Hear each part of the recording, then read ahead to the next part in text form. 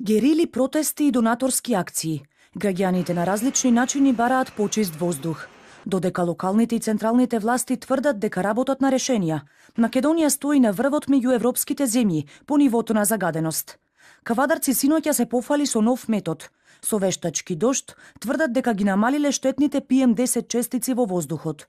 Креативни беа и битолчани, но од поинаков аспект. Инспирирани од својот револт, граѓани ги накитија дрвјата низ широк сокак со транспаренти против власта, иако импровизираните лампиони, велат, експресно исчезнаа.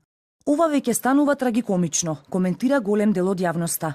Без координиран пристап меѓу сите институции на централно и локално ниво, нема да има резултати, потенцираат и активистите. Теоретски имаме координација, значи тука е таа интерсекторска група што треба да ги координира сите активности, имаат представници од ЗЕЛС, а локалните власти имаат големи ингеренции. Значи самите треба да преземат некои активности што се на локално. Меѓутоа, впечаток е дека токму локалните власти многу работи не ги завршуваат како што треба, се чека некој од озгора да ги подбуцне. Каснат со локалните еколошки планови и сега со ова програма што се донесе на ниво на влада, се надеваме дека ќе има малце поактивно вклучување и поголема контрола на тоа што прават и локалните власти, а и централната власт. Некои граѓани пак веќе донираат пари за купување мерни станици.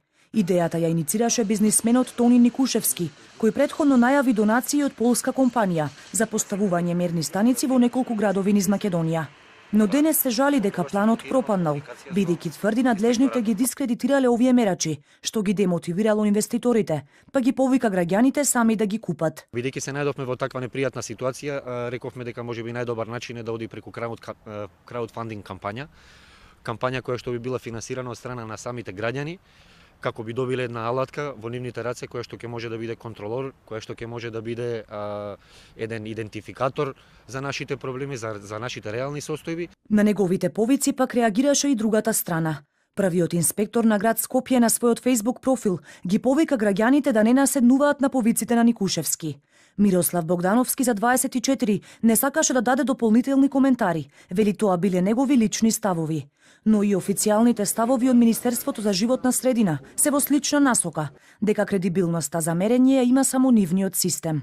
Министерството за животна средина не ги коментира овие мерни станици за кои не знае ниту дали се калибрирани, ниту од каде им е потеклото. Единствен кредибилен мерач во земјава е системот на Министерството за животна средина. На исто мислење се и голем дел од еколошките здруженија, кои велат паралелни мерачи можат да служат само како информатори и потенцираат дека најважно е да се решат аномалиите на веќе постоечката државна апаратура. Надлежните ветија дека мерните станици кои не функционираат ќе бидат заменети со нови, но од наредната година.